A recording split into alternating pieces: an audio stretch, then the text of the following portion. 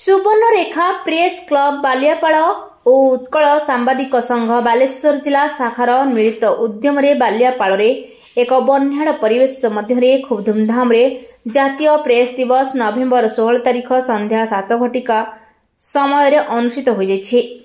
खोला मंच आयोजित यह कार्यक्रम कुनी कुनी नृत्यशिल्पी मानकर नृत्य परिवेषण अत्यंत चित्ताकर्षक थिला।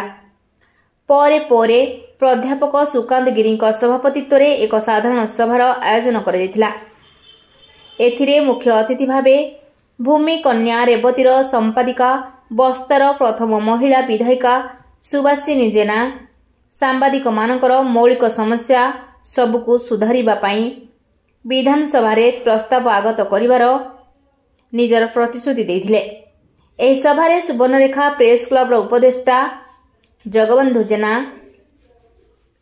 समाजसेवी तुषारकांत बेहेरा, निशाकर सेठी, सिंह बाहिनीर प्रतिष्ठाता स्वत्वाधिकारी संजीव पाढ़ी, अभिनंदर संपादक जगदीश मिश्र, अपराहनर संपादक बंशीधर जेना, उत्कल सांबादिक संघ बालेश्वर जिला शाखार सभापति लोकनाथ दलई प्रमुख जोगदे उपस्थित सांबादिक मानकु उद्बोधन देथिले।